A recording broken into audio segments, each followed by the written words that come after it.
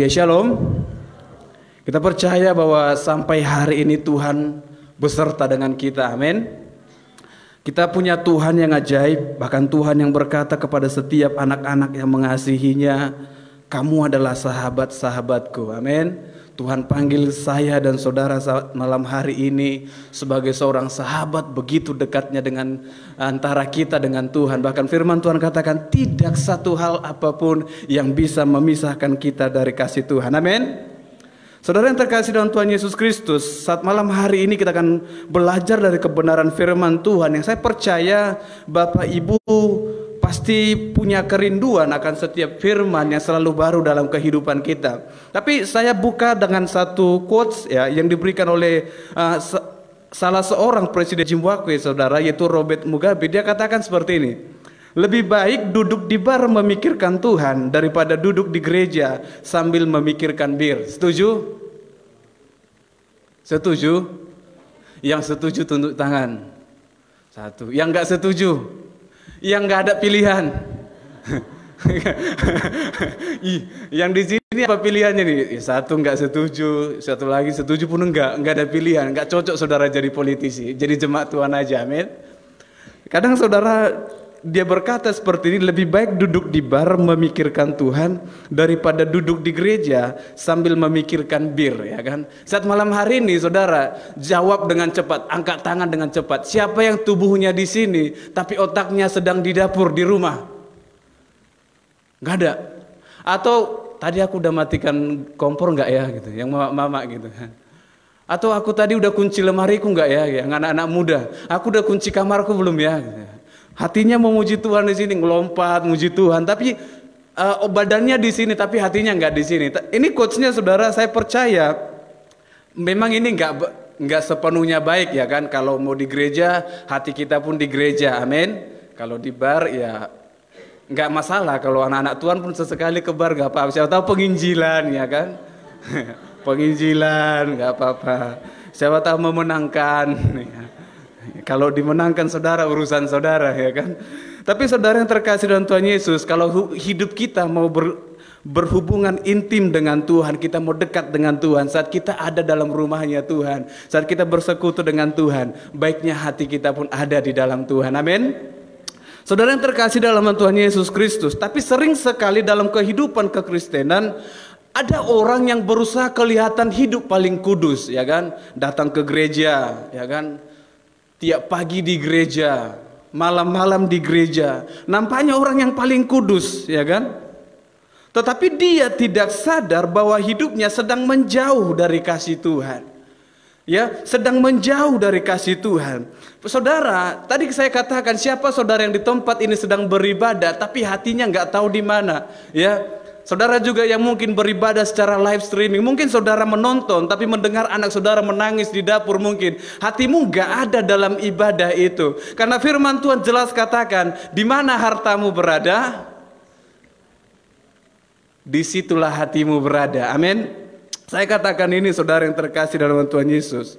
Ya, kenapa saya katakan seperti ini? Banyak orang saudara yang tidak mengerti tentang berkat dari sebuah ibadah. Saudara percaya nggak dalam ibadah ada berkat? Amin. Kalau nggak yang percaya itu adalah jemaat yang belum siap doa Bapa kami, doa berkat udah pulang duluan. Ya kan? Saudara pendetanya capek-capek, Tuhan memberkati engkau dan melindungi engkau, jemaatnya udah pulang duluan. Itu saudara nggak percaya ada berkat dalam ibadah. Ya, jadi banyak orang-orang Kristen yang tidak mengerti berkat ibadah yang mengandung berkat itu. Ya, saya pernah berjumpa dengan seorang hamba Tuhan, saudara. Dia seorang hamba Tuhan yang sudah punya pelayanan yang lumayan besar. Di usianya yang sudah lumayan tua, dia ngambil sekolah teologi, ya kan? Dia ambil sekolah teologi.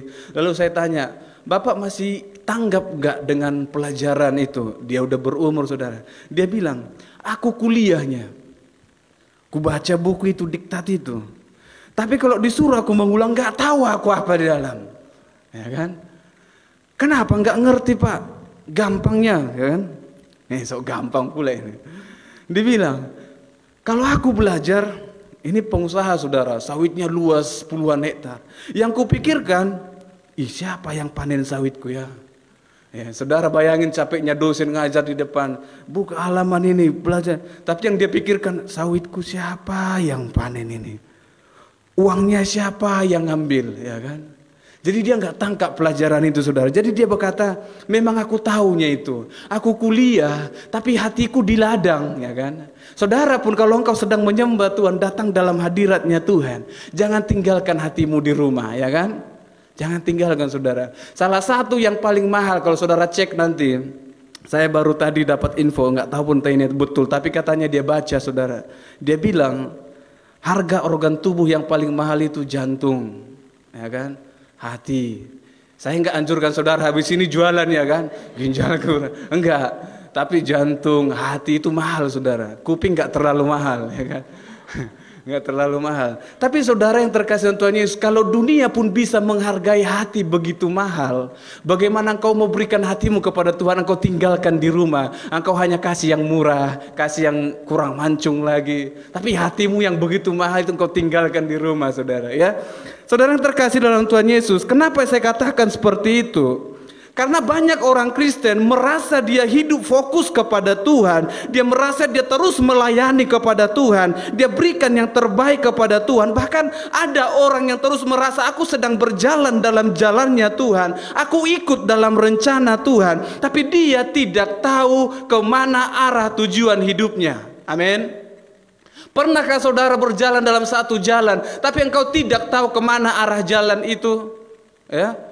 Pernah saudara berjalan tapi nggak tahu kemana ujung jalan itu? Ada yang pernah berjalan seperti itu, saudara? Jangan coba-coba. Saya, saudara, waktu pergi saya ke kampung opung saya di Cikampak, saya nggak tahu jalan, saudara. Saya paling lemah ingat jalan. Udah pernah pun ke situ bolak-balik nggak tahu saya itu. Tapi saya lihat terus petunjuk jalan. Cikampak, Ranto. Tiba-tiba hilang tulisan Ranto, saudara. Yuk, kemana tadi Ranto? Ya kan? Saya berhenti, saudara, saya tanya tukang becak di pinggir jalan, ya kan? Daripada pakai maps kan sakit kuping, ya kan? Yang saya maksud di situ, saudara, jangan berjalan sementara engkau tidak tahu arah jalan itu, engkau terus berjalan. Kenapa? Saudara sedang buang energi. Engkau berjalan begitu jauh, tapi tidak tahu kemana arah jalan hidupmu. Terus engkau berjalan, saudara, putar baliknya itu capek. Ya kan, mending engkau berhenti sebentar, kau tanya jalan ke sini kemana ya, ya kan? Pasti. Kalau udah lewat pun sedikit, putar balik sedikit. Daripada jauh jalan, salah lagi, capek. Yang mau firman Tuhan maksud saudara supaya saya dan saudara, ya, kalau engkau terus berjalan dalam jalannya Tuhan, tapi engkau tidak kehilangan kasih Tuhan. Paulus tadi berkata seperti pujian kita tadi, saudara, Tuhan, apa yang bisa memisahkan aku dari kasihnya Tuhan? Tidak satu hal pun. Aku menderita tapi tidak akan menjauhkan aku dari kasihnya Tuhan. Tapi saudara, tidak heran kalau akan banyak hamba-hamba Tuhan kehilangan arah tujuan hidupnya. Seolah-olah engkau menjadi pengkhotbah yang sangat besar, engkau menjadi pendeta yang mungkin terbang ke sana ke sini, tapi engkau kehilangan kemana arah tujuan hidupmu. Kalau engkau mungkin ditanya, kamu pasti nggak masuk surga. Ya nggak tahulah. Yang penting selagi di dunia lakukan yang baik. Dia nggak tahu kemana tujuan hidupnya, saudara. Ya, sama-sama kita buka firman Tuhan. Ini untuk saya dan kita semua, hamba-hamba Tuhan yang saya percaya kita semua di tempat inilah anak-anak Tuhan, amin. Yang bukan anak Tuhan pulang duluan. Haleluya. Kisah Para Rasul pasal yang ke-9. Kisah Para Rasul pasal yang ke-9 ayat yang ke-10. Ayat yang ke-10 sampai ke-18. Kisah 9 ayat yang ke-10 sampai ayat yang ke-18. Yang sudah temukan katakan amin. Haleluya. Kita baca bergantian. Saya baca ayat yang 10, saudara baca 11, demikian seterusnya. Firman Tuhan, di Damsyik ada seorang murid Tuhan bernama Ananias. Firman Tuhan kepadanya dalam satu penglihatan. Ananias, jawabnya, ini aku Tuhan.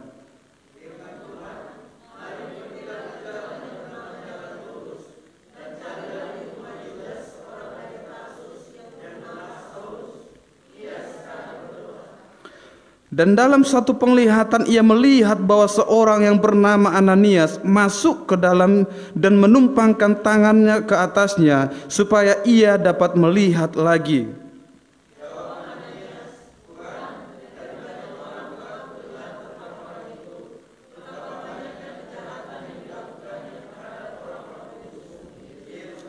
Dan ia datang kemari dengan kuasa penuh dari imam-imam kepala untuk menangkap semua orang yang memanggil namamu.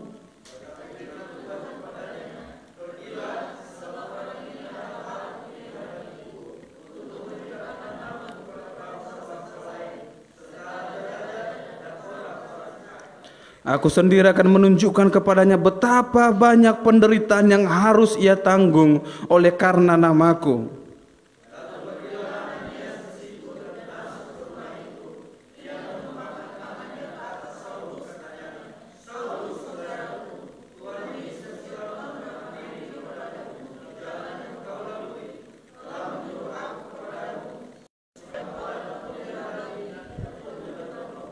Dan seketika itu juga seolah-olah selaput gugur dari matanya, sehingga ia dapat melihat lagi. Ia bangun lalu dibaptis. Amin.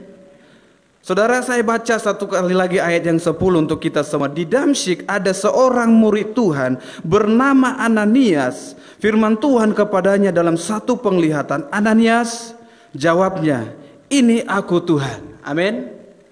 Saudara yang terkasih dalam Tuhan Yesus, mungkin saudara sangat mengerti bahkan tahu cerita yang ada dalam perikop ini. Perikop ini mengisahkan bahkan menceritakan kepada saya dan saudara satu kejadian yang nyata pada masa itu, di mana Saulus bertobat dipanggil Tuhan menjadi Paulus. Saya percaya saudara sangat mengerti dengan cerita itu. Tapi satu hal yang saya percaya Tuhan mau untuk kita mengerti malam hari ini, satu kebenaran firman Tuhan, apa yang mau Tuhan maksud kepada saya dan saudara sebagai anak-anaknya Tuhan. Amin.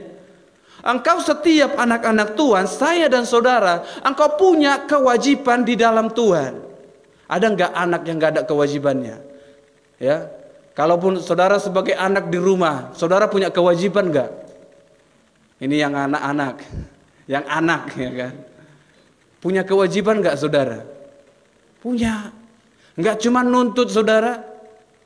Ya, kita punya kewajiban. Contohnya, kamu nanti pulang sekolah, ya kan? Kamu bersihkan ini ya, bersihkan ini, atau kamu ke ladang, ya kan? Dulu saudara di zaman kami kan belum punya handphone satu-satu, ya kan? Mama kami udah pergi ke ladang duluan. Jadi tinggalkan pesan itu kayak orang kantoran saudara, dibuat satu notes, ditulisnya di pintu, digantungnya. Nanti Budi, kamu bersihkan ini, kakak bersihkan ini. Gak ada handphone saudara. Tapi kami punya kewajiban yang walaupun kami sebagai seorang anak dalam rumah itu. Amin. Saudara, perikop ini yang ke-10 ini di sini seorang muridnya Tuhan namanya Ananias. Ananias saudara, mungkin kalau sejarahnya dalam Alkitab tidak begitu detail dituliskan siapa Ananias ini, siapa bapaknya, siapa istrinya, siapa keluarganya, enggak begitu jelas. Tapi saudara, saya percaya dia adalah orang yang mengenal Tuhan dan melayani Tuhan. Ananias ini adalah seorang Kristen pada abad pertama Masehi di kota Damsyik atau Damaskus yang disebut dalam Perjanjian Baru Alkitab Kristen. Kisah Para Rasul mencatat bahwa ia disuruh oleh Tuhan Yesus untuk menyembuhkan kebutaan Saulus yang kelak dikenal sebagai Rasul Paulus dan membaptiskannya menjadi orang Kristen. Ya, bahkan dalam khotbah Paulus dia mengatakan Ananias ini adalah seorang saleh yang menurut hukum Taurat dan terkenal baik di antara semua orang Yahudi yang ada di Damaskus ini. Itu menunjukkan bahwa Ananias adalah orang yang takut akan Tuhan. Amin. Saudara yang takut akan Tuhan katakan amin. Haleluya. Ananias ini adalah orang yang takut akan Tuhan. Bukan dia siapa? Ananias. Kami itu. Jangan. Ini Ananias yang di Damsyik saudara. Tapi firman Tuhan jelas mencatat Ananias ini pada masanya adalah orang yang pertama mengikut Tuhan dan takut akan Tuhan di Damsyik waktu itu. Bahkan Paulus mengatakan dia bukanlah orang yang lari dari penganiayaan di Yerusalem itu, tetapi dia memang orang percaya di Damsyik waktu itu. Tapi ketika firman Tuhan katakan Ananias, jawabnya, "Ini aku Tuhan." Saudara dengarkan. Kalau Tuhan berkata, Ananias, ini aku Tuhan. Yang saudara harus tangkap adalah begitu dekatnya hubungan Tuhan dengan Ananias. Amin. Kalau Ananias nggak dekat dengan Tuhan, saudara, Tuhan panggil Ananias, siapa yang panggil aku ya? Pasti jawabnya gitu, saudara. Tapi karena Ananias begitu dekat dengan Tuhan, punya persekutuan, punya hubungan yang baik dengan Tuhan, makanya ketika Tuhan memanggil Ananias, jawab Ananias waktu itu, ini aku Tuhan. Lalu ayat 11 dikatakan, firman Tuhan, mari pergilah ke jalan bernama Jalan Lurus dan carilah di rumah Yudas seorang dari Tarsus yang bernama Saulus. Ia sekarang berdoa.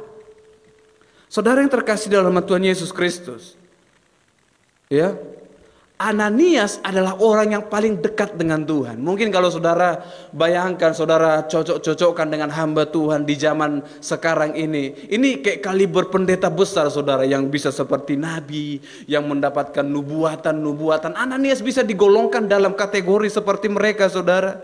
Ya, tapi saudara perhatikan, tetapi ketika Tuhan menyuruh dia pergi ke rumah Yudas, ke rumah Yudas, seorang dari Tarsus yang bernama Saulus, untuk menyembuhkan Saulus, saudara, apa yang terjadi?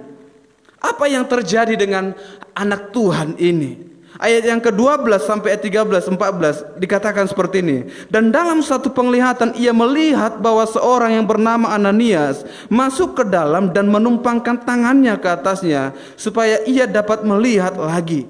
Jawab Ananias, Tuhan, dari banyak orang telah aku dengar tentang orang itu, betapa banyaknya kejahatan yang dilakukannya terhadap orang-orang kudus-Mu di Yerusalem. Saudara yang terkasih di dalam nama Tuhan Yesus Kristus, tadi saya katakan Ananias punya hubungan yang intim dengan Tuhan. Ya, dia sangat dekat dengan Tuhan. Dia sering berkomunikasi dengan Tuhan. Bahkan dia berbicara kepada Tuhan itu begitu dekatnya, saudara. Tetapi ketika Tuhan katakan untuk bertemu dengan Saulus, ya, apa yang Ananias katakan? Dia memilih tawar-menawar dengan Tuhan. Dia memilih berdiskusi dengan Tuhan. Saudara yang terkasih dalam Tuhan Yesus Kristus, kalau engkau anak Tuhan, kalau engkau hamba Tuhan, sekarang lihat posisimu. Apakah engkau menjadi sama seperti Ananias ketika Tuhan suruh engkau untuk menyampaikan firman Tuhan, untuk bertemu dengan seseorang, tapi engkau lebih memilih untuk berdiskusi dengan Tuhan. Berdiskusi di sini apa maksudnya, saudara? Ya, engkau tawar-menawar dengan Tuhan. Ananias berkata, Tuhan, aku udah dengar tentang orang ini. Aku banyak dengar kesaksian dari orang-orang di luar sana. Betapa jahatnya orang ini. Ya, Ananias, walaupun dia tinggal di Damsyik, saudara, tapi dia tahu betul kabar-kabar di Yerusalem. Dia tahu betul siapa si Saulus yang jahat ini. Dia tahu bagaimana dia menganiaya orang-orang percaya waktu itu. Makanya dia katakan kepada Tuhan, Tuhan, aku tahu siapa dia. Aku tahu dia begitu jahat. Apakah engkau sebagai anak-anak Tuhan, engkau harus tawar-menawar untuk menolong orang lain? Apakah saudara harus memilih siapa yang hendak diselamatkan atau tidak? Apakah engkau yang berhak memilih dia yang layak dengar firman atau tidak? Engkau tidak punya hak, saudara. Tapi waktu itu Tuhan biarkan Ananias bertanya kepada Tuhan. Kalau hari ini pun engkau bertanya dalam hatimu, Tuhan mungkin biarkan sampai sejauh mana engkau bertanya kepada Tuhan. Ananias berkata, aku tahu betul dan sudah dengar dari banyak orang betapa jahatnya orang ini terhadap orang-orang kudus-Mu di Yerusalem.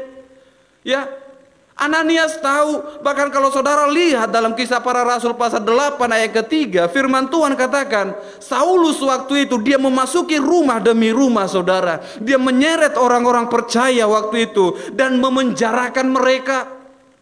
Jadi apa yang Ananias katakan sebenarnya benar, saudara. Secara manusia Saulus ini begitu jahat.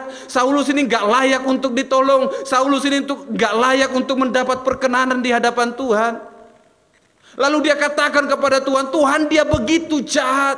Aku dengar, mungkin dia katakan, aku dengar Tuhan, dia seret orang dari rumahnya sendiri. Dia ketuk rumah setiap orang yang memanggil namamu. Dia masuk, dia seret keluar, dia penjarakan mereka. Apa itu kurang jahat, Tuhan? Apakah itu layak untuk diselamatkan, Tuhan? Tapi Tuhan biarkan Ananias bertanya, saudara.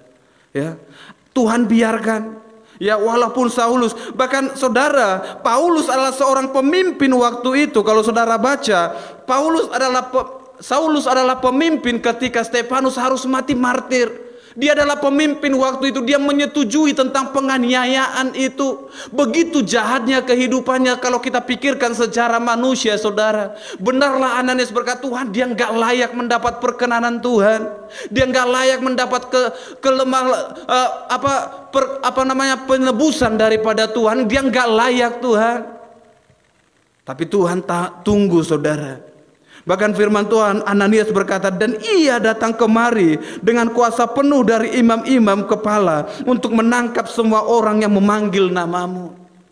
Saudara lihat, begitu update-nya Ananias dengan informasi tentang Saulus, saudara.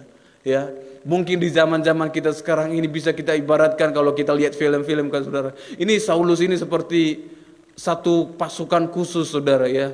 Satu kelompok yang mungkin bisa dikatakan seperti teroris lah, yang sangat luar biasa lah, saudara, sulit untuk ditaklukkan. Bahkan saudara, Ananias berkata dia punya surat kuasa, saudara, ya. Kalau saudara lihat di pasal 9 ayat 1 sampai 2, ya, Saulus ini sementara itu berkobar-kobar hati Saulus untuk mengancam dan membunuh murid-murid Tuhan, yang menghadap imam besar dan meminta surat kuasa daripadanya untuk dibawa kepada majelis-majelis Yahudi di Damsyik, supaya jika ia menemukan laki-laki atau perempuan yang mengikuti jalan Tuhan, ia menangkap mereka dan membawa mereka ke Yerusalem. Saudara lihat, Saulus ini saking semangatnya, saudara, saking berkobar-kobarnya semangatnya untuk menangkap orang-orang yang mengikuti jalannya Tuhan.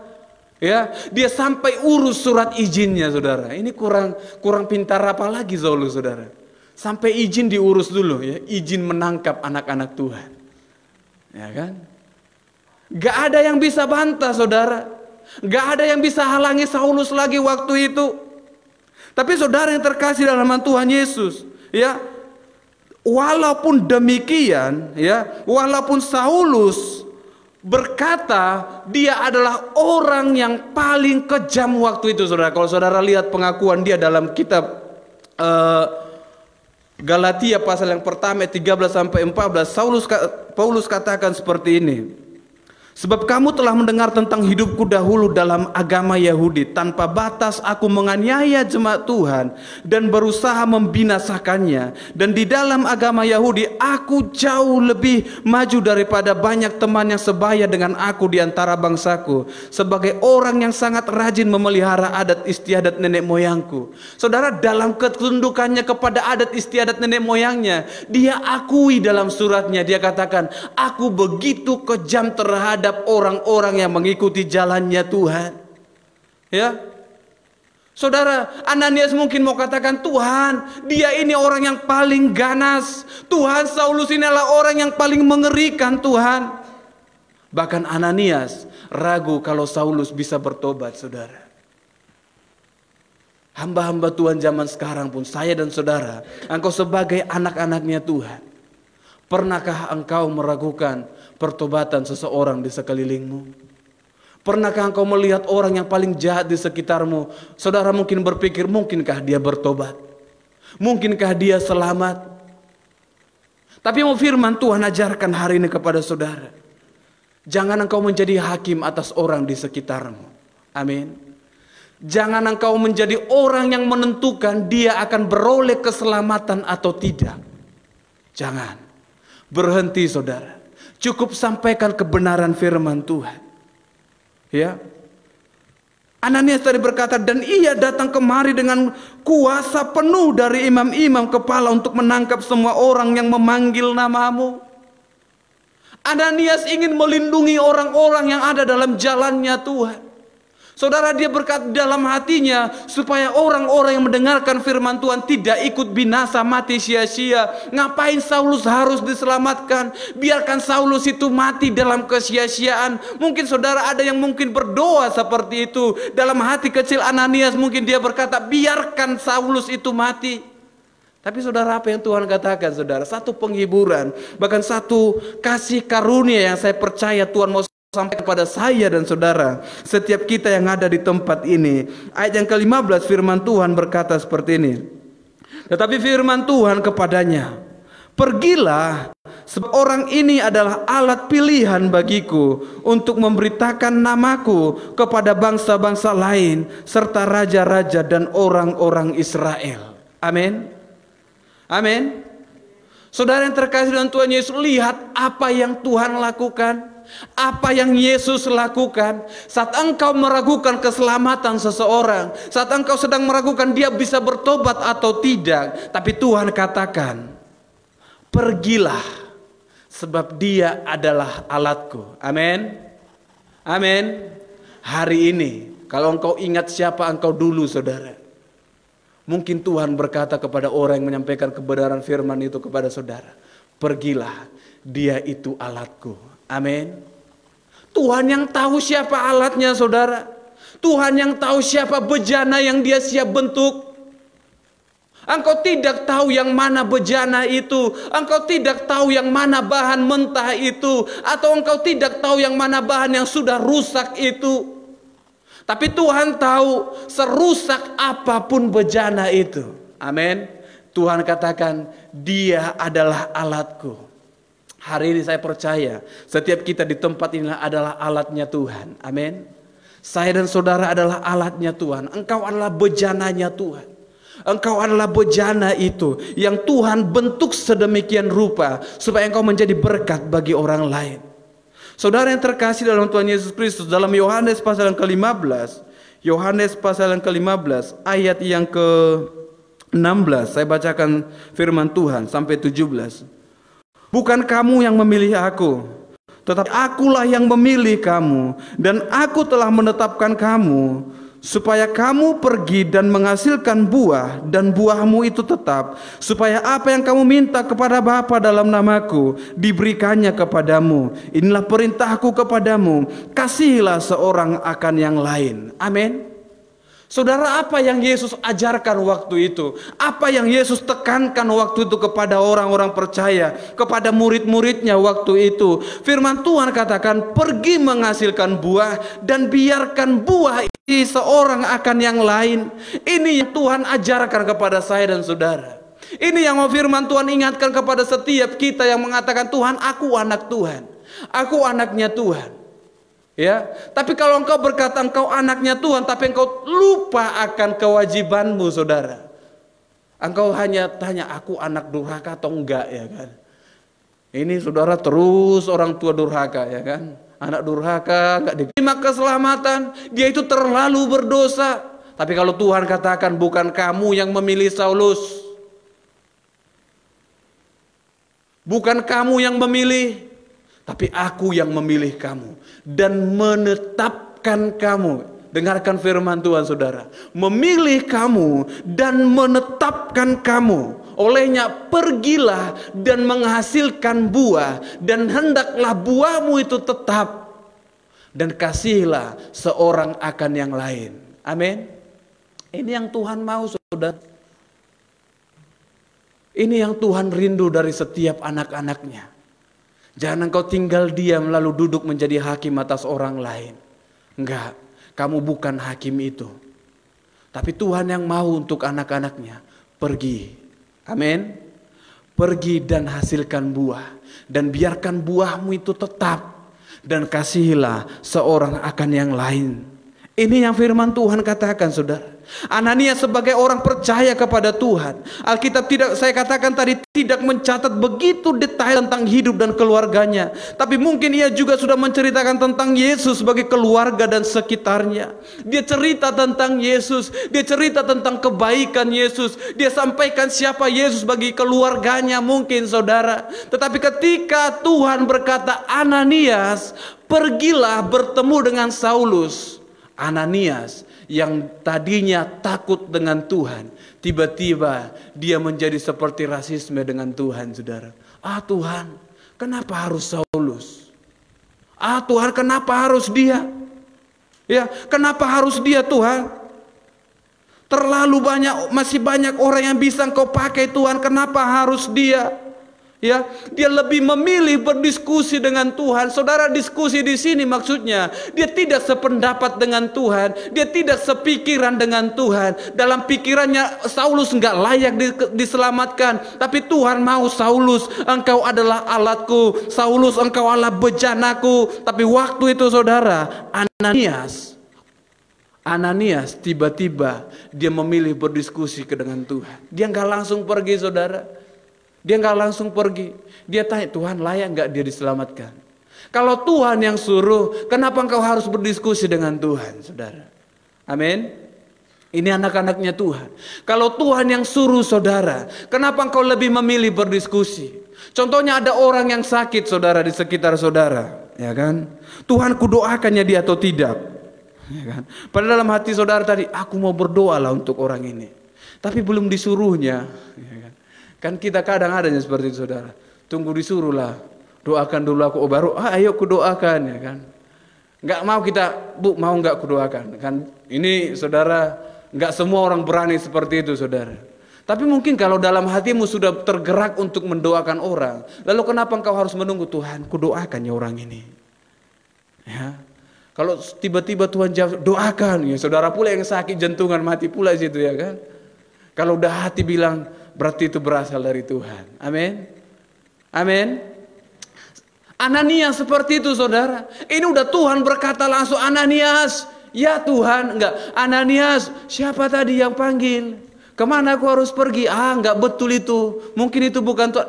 Ini langsung jelas Tuhan. Saudara, Ananias ini ya Tuhan. Dia tahu siapa yang memanggil. Dan dia tahu siapa yang menyuruh dia pergi, saudara. Tapi ketika disuruh berjumpa dengan Saulus, Tuhan, janganlah si Saulus. Banyak yang lain.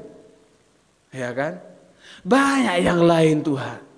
Biarlah mati itu. Jahat kali itu, Tuhan. Singkirkanlah dia. Ya kan?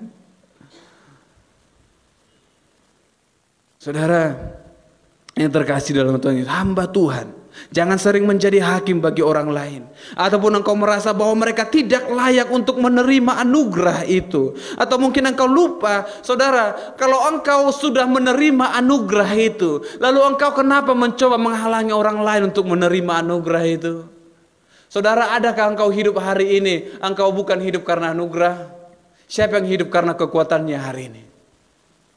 Gak ada. Engkau hidup karena anugerah, amin. Engkau hidup karena Tuhan, amin. Kalau engkau hidup karena Tuhan, kenapa engkau halangi orang lain hidup oleh anugerah Tuhan juga? Ini yang Tuhan mau tanya kepada setiap hati kita saat malam hari ini. Kenapa engkau menjadi penghalang supaya orang lain mendapatkan anugerah itu? Kenapa engkau menghalangi Saulus untuk menerima anugerah itu? Tapi Tuhan tidak langsung marah dengan Ananias, saudara. Tuhan biarkan sampai di mana dia berpikir, saudara. Tuhan biarkan. Tuhan mau engkau sebagai hamba-hamba Tuhan, sebagai anak-anak Tuhan, engkau hidup menjadi berkat bagi orang lain. Engkau tidak menjadi batu sandungan bagi orang lain. Engkau tidak menghalangi orang lain untuk datang kepada Tuhan. Tapi biarkan lewat hidupmu orang mengenal siapa Tuhan. Amin. Lewat hidupmu orang tahu bagaimana kasih Tuhan itu. Saya percaya ketika tiba-tiba Saulus mendapat jamahan Tuhan, ketika Saulus mendapatkan tumpang tangan itu dari Ananias, dia merasakan kasih Tuhan itu. Amin. Dia rasakan kasih itu, saudara. Dia mungkin dalam hatinya menangis di hadapan Tuhan. Engkau yang kuaniaya, engkau yang kusiksa pengikut-pengikutmu, tetapi engkau biarkan aku hidup dalam ketenangan. Engkau sembuhkan aku dari butaku.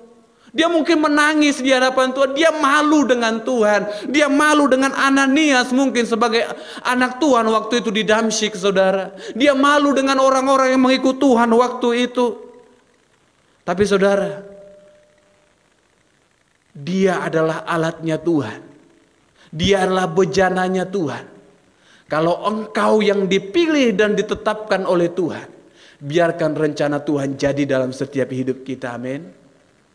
Galatia pasal 4 sampai 7 dikatakan, dan karena kamu adalah anak, maka Tuhan telah menyuruh roh anaknya ke dalam hati kita yang berseru, ya Abba, ya Bapa. Jadi kamu bukan lagi hamba, melainkan anak. Jikalau kamu anak, maka kamu juga adalah ahli-ahli waris oleh Tuhan. Amin. Saya dan saudara, engkau bukan lagi hamba, kata firman Tuhan. Engkau bukan lagi hamba, tapi engkau adalah anak. Tapi anak yang punya kewajiban. Amin. Amin. Ada saat yang engkau menjadi hamba, tapi engkau adalah anaknya Tuhan. Jangan lupa dengan identitas itu, saudara. Jangan lupa dengan identitas siapa saudara. Ya, ini saudara, saya nggak salahkan. Mungkin saudara terlalu bertanya, siapakah aku ini? Tuhan, engkau anak Tuhan. Amin. Amin. Engkau anak Tuhan. Engkau bukan lagi hamba, kata firman Tuhan. Kenapa? Kenapa firman Tuhan katakan seperti ini? Banyak anak-anak Tuhan yang jiwa hamba, saudara. Ya kan? Kalau nggak digajinya, ngapain kita ke situ? Udah sakit-sakit kita, makan susah, disuruh pelayanan, nggak ada uangnya, ngapain? Ini adalah anak yang mental hamba, saudara. Kalau jadi hamba, hambalah. Kalau anak, ya anak. Amin. Amin. Tapi firman Tuhan katakan kamu adalah anak. Kamu adalah ahli waris itu.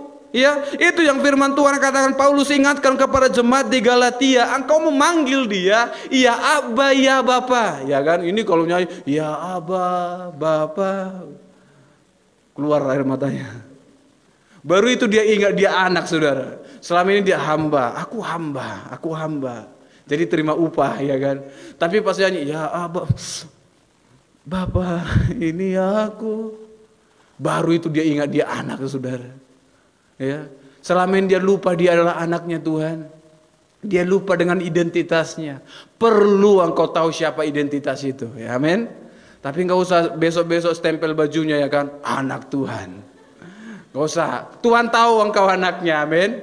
Tuhan tahu kalau dia yang memilih saya dan saudara. Ya, makanya firman Tuhan katakan ayat yang ke-16, saudara, apa yang firman Tuhan katakan kepada Ananias waktu itu. Saya percaya Ananias pun terkejut dengan firman Tuhan ini. Dia terkejut dengan jawaban Tuhan. Dia katakan, aku sendiri akan menunjukkan kepadanya betapa banyak penderitaan yang harus ia tanggung oleh karena namaku. Amin. Amin. Saudara, kalau engkau ikut dengan Tuhan, ikut dengan Tuhan tidak menjamin hidupmu akan baik-baik saja. Ya, ini jelas firman Tuhan katakan, Ananias, kamu hanya pergi. Aku akan sampaikan sendiri kepada Saulus penderitaan apa yang dia akan alami ketika dia ikut dengan aku. Amin. Enggak langsung enak, saudara. Ya, aku anak Tuhan, ya kan. Engkau berkata, aku kan anak raja, hidupku harus enak, harus tenang, harus punya hamba yang mau disuruh-suruh. Enggak. Tuhan bilang, aku sendiri akan sampaikan kepada Saulus. Ya, aku sendiri akan menunjukkan kepadanya betapa banyaknya penderitaan yang akan dia tanggung oleh karena namaku. Saudara, sekali engkau mengenal Tuhan, engkau memilih hidup di dalam Tuhan, bukan berarti engkau menjadi kebal dengan dosa, engkau menjadi kebal dengan godaan itu, engkau menjadi kebal dengan penderitaan itu, engkau mungkin akan alami itu. Ya, hidup, Paulus katakan hidup di dalam Tuhan, hidup di dalam kehidupan yang baru, artinya engkau sedang memulai pertandingan imanmu sampai engkau menyelesaikan pertandingan itu. Amin.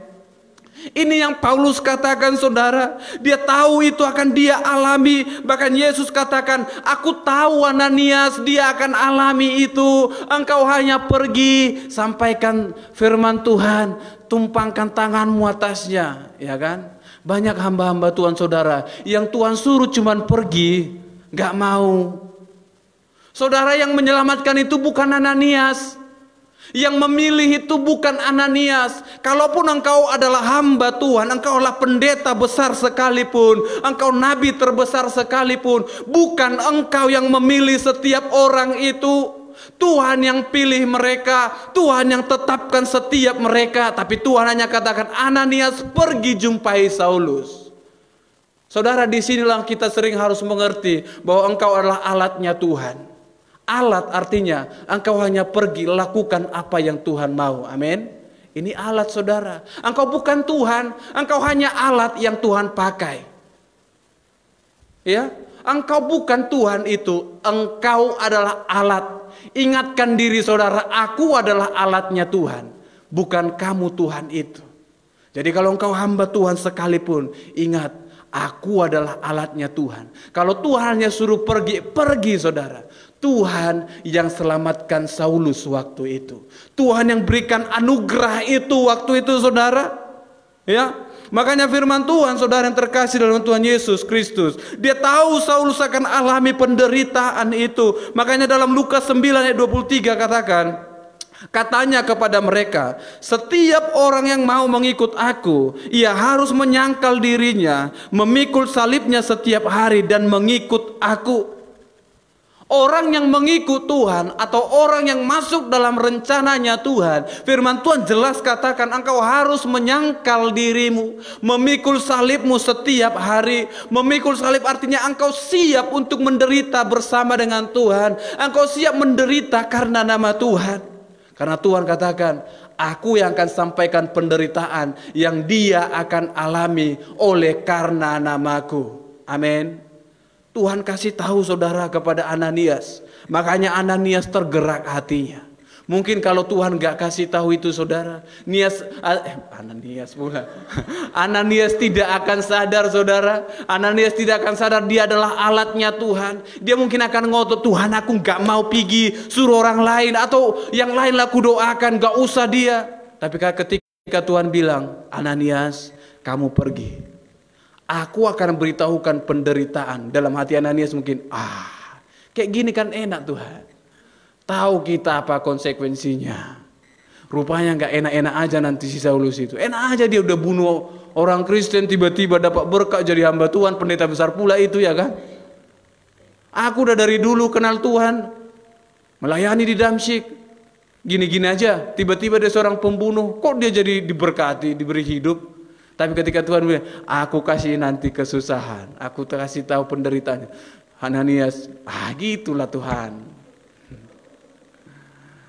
Kadang mungkin banyak orang juga saudara, gak rela kita kalau orang lain Tuhan pulihkan hidupnya begitu saja. Tuhan janganlah gitu, gampang kali hidupnya Tuhan. Buat sikit agak-agak sakit kakinya Tuhan. Inilah kan, padahal hamba Tuhannya dia. Dulu dia malas sekali ke gereja, tiba-tiba Tuhan berkati pula dia baru 2 kalinya dia ke gereja. Janganlah Tuhan, buat kayak agak tabrakan sikit anaknya, ya kan? Agak-agak jatuh dia sikit Tuhan, biar nangis dia. Memang suka kali saudara lihat orang-orang lain menderita, ya kan? Suka kali kita kadang orang yang mau datang kepada Tuhan tuh biar ada dulu sakit-sakitnya. Makanya apa? Berakit-rakit ke hulu, berenang-renang ke tepian. Bersakit-sakit dahulu.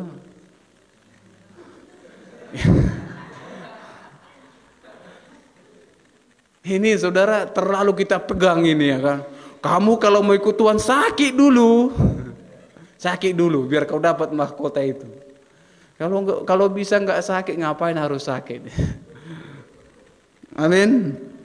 Tapi Saulus alami itu saudara. Saulus alami kesakitan itu. Bahkan firman Tuhan mencatat dia alami tekanan secara fisik saudara. Dia alami penderitaan itu bahkan secara batin. Paulus tertekan saudara ketika dia dipulihkan oleh Tuhan. Dia masuk dalam pelayanan. Dalam Kisah Para Rasul 13 ayat 50, 1 Tesalonika 5 ayat 1 sampai 11. Dia ditekan secara batin.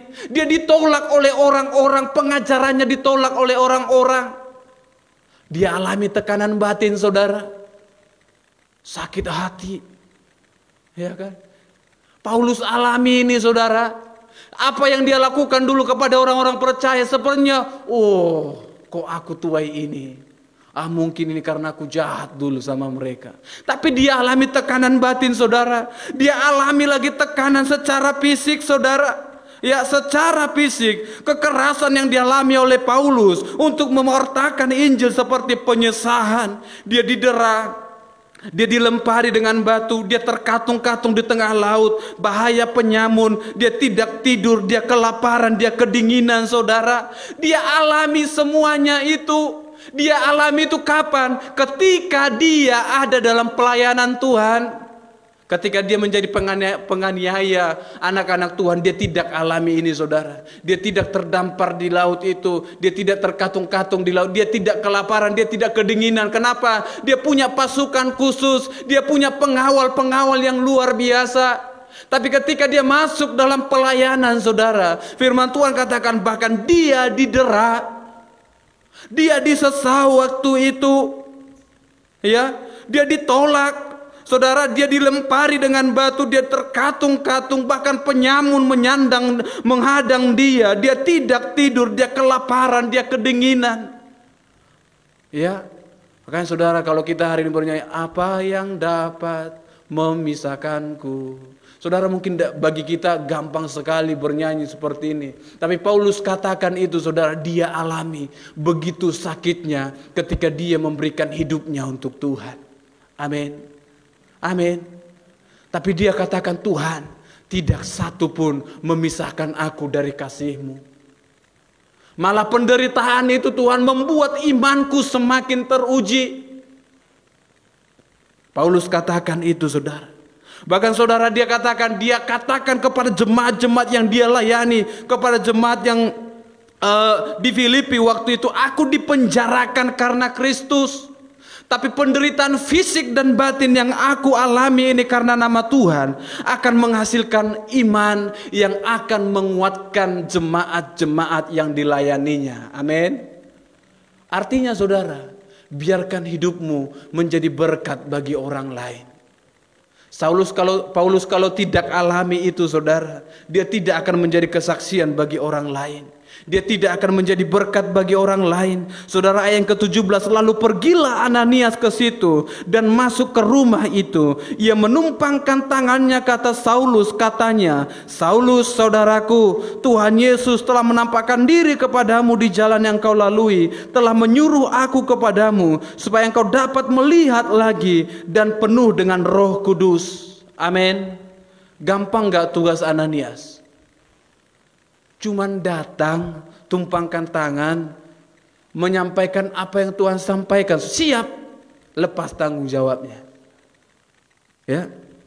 Tapi saudara yang terkasih dalam Tuhan Yesus, saya mau katakan firman Tuhan mau ingatkan, Ananias hamba Tuhan yang sudah lama bertobat pun, tetapi ketika dia dengar Saulus yang ingin Tuhan tolong, sepertinya ada kesombongan dalam hatinya. Dia enggak layak untuk terima keselamatan itu, Tuhan. Dia enggak layak untuk terima kemurahan itu, Tuhan. Dia enggak layak untuk terima perkenananmu itu, Tuhan. Sama halnya saudara kalau ingat dengan cerita Yunus. Yunus tiba-tiba menjadi hakim akan Niniwe. Dia katakan, Tuhan, terlalu jahat mereka, Tuhan. Mereka enggak layak untuk diselamatkan, Tuhan. Makanya firman Tuhan mau katakan, sehebat apapun engkau di dalam Tuhan, engkau tidak akan menjadi kebal akan dosa itu. Atau tidak, engkau merasa engkau tidak akan mengalami pencobaan lagi. Engkau tidak akan mengalami tekanan lagi. Hamba Tuhan kadang digoncang dengan dosa kesombongan, saudara. Engkau menjadi hakim, artinya engkau sedang sombong, saudara. Engkau merasa engkau adalah orang yang paling kudus. Engkau orang yang paling layak dengan Tuhan. Engkau orang yang paling dekat dengan Tuhan. Yang lain gak layak. Atau engkau berkata, Tuhan, daerah itu enggak layak diselamatkan. Tuhan, tunggang balikkanlah mereka. Padahal Tuhan yang memilih kota itu, Tuhan yang memilih Niniwe waktu itu. Tapi Yunus berkata, Tuhan, aku enggak mau sampaikan keselamatan kepada mereka. Tuhan, aku enggak mau mereka diselamatkan. Lalu dia memilih lari ke Tarsis, saudara. Kalau engkau jadi anak-anaknya Tuhan, jangan lari dari rencananya Tuhan. Amin. Jangan terlalu banyak berdiskusi dengan Tuhan, saudara. Ini kan kadang terlalu alkitabiah. Abraham aja berdiskusi dengan Tuhan, tawar-menawar lagi, ya kan?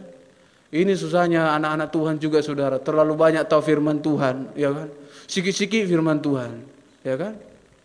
Kadang di rumah pun dia karena udah tahu banyak firman Tuhan. Jam 8, jam 9 kuliah, jam setengah 1 siap. Dia masuk jam 12. Karena udah tahu firman Tuhan, Pak, kan hamba yang masuk jam 5 dengan jam 1 upahnya sama, ya kan? Ini terlalu banyak tahu firman, saudara. Mungkin dosanya pun iya ya. Jangan jadi orang yang seperti itu, saudara. Gunakan firman itu pada tempatnya, amin. Amin. Jangan gunakan firman itu menutup kebodohanmu, saudara. Ya. Jangan toko-tokoi dosenmu. Samanya upahnya, Pak. Jangan menambahi firman Tuhan. Ya. Tapi saudara yang terkasih dalam Tuhan Yesus Kristus, ketika firman terkatakan lalu pergilah Ananias, saudara, dia masuk ke rumah itu dan menumpangkan tangan atas Saulus, lalu berkata, Saulus saudaraku. Amin. Saulus saudaraku. Kenapa dia berkata saudaraku? Hatinya diubahkan oleh Tuhan. Amin. Hatinya dijamah oleh Tuhan. Pikirannya diubahkan oleh Tuhan. Makanya kalau engkau pun anak-anaknya Tuhan, minta Tuhan selalu ubahkan hati dan pikiran kita. Supaya apa? Pikiranmu tidak menghalangi orang lain untuk bertobat. Hatimu, hidupmu tidak menghalangi orang lain untuk datang kepada Tuhan. Yesus berkata dalam Matius 22 ayat 37 sampai 40. Jawab Yesus kepada orang-orang Farisi waktu itu. Kasihilah Tuhan Elohimmu dengan segenap hatimu dan dengan segenap jiwamu dan dengan segenap akal budimu. Itulah hukum yang terutama dan yang pertama. Dan hukum yang kedua yang sama dengan itu ialah kasihilah sesamamu manusia seperti dirimu sendiri. Pada kedua hukum inilah tergantung seluruh hukum Taurat dan kitab para nabi. Amin. Kalau engkau anak-anaknya Tuhan, kasihi seorang akan yang lain. Jadi pengikut Tuhan gak gampang, saudara. Hanya Alkitab yang berkata, berdoa untuk musuhmu, beri makan musuhmu, beri minum ketika mereka haus. Gak gampang jadi orang Kristen, saudara. Kalau engkau bukan Kristen, mungkin ada orang yang menyakiti saudara, tinggal saudara tusuk-tusuk dari rumah, mati dia di sana. Ya. Potong dari sini, mati dia di sana. Kalau engkau bukan anak Tuhan, kau bisa lakukan itu. Tapi karena engkau adalah anak Tuhan, orang menyakiti engkau berdoa untuk dia, Tuhan. Tolong dia, Tuhan. Tambah jam doa, saudara. Ya, keselamatan dalam Yesus Kristus sungguh-sungguh adalah anugerah. Anugerah. Mungkin kita pun bukanlah orang yang layak waktu itu. Saudara pun bukan orang yang layak pada waktu itu. Tapi karena engkau mendapatkan perjumpaan dengan Tuhan, engkau mengalami perjumpaan dengan Tuhan, dan engkau menerima firman itu, dan engkau menjadi anak-anaknya Tuhan. Amin. Saya dan saudara menjadi anak-anaknya Tuhan. Yang menjadi pertanyaan bagi kita adalah, sudahkah engkau bersyukur atas anugerah keselamatan yang Tuhan berikan? Kalau engkau bersyukur, engkau akan sampaikan kepada orang lain, aku hidup karena anugerah. Maka aku mau engkau pun hidup karena anugerahnya Tuhan. Maukah engkau taat kepada Yesus sebagai pemimpinmu? Tanyakan ini dalam dirimu. Sebagai hamba-hamba Tuhan, engkau perlu bergumul dengan Tuhan untuk taat kepada Tuhan. Taat enggak gampang, saudara. Kalau Ananias taat kepada Tuhan, dia tidak akan berdiskusi dengan Tuhan, dia langsung pergi. Kalau Yunus taat dengan Tuhan, dia tidak akan menolak untuk pergi ke Niniwe waktu itu. Dia akan langsung pergi. Hamba Tuhan, sebesar apapun engkau, sesukses apapun engkau terlalu sering harus bergumul kepada Tuhan. Tuhan, kasih aku hati yang taat. Tuhan, berikan aku roh penundukan, apalagi tunduk kepada engkau Tuhan. Biarkan engkau yang menjadi raja, menjadi penuntun dalam kehidupanku. Amin. Sama-sama kita tundukkan kepala kita. Kita berdoa di hadapan Tuhan.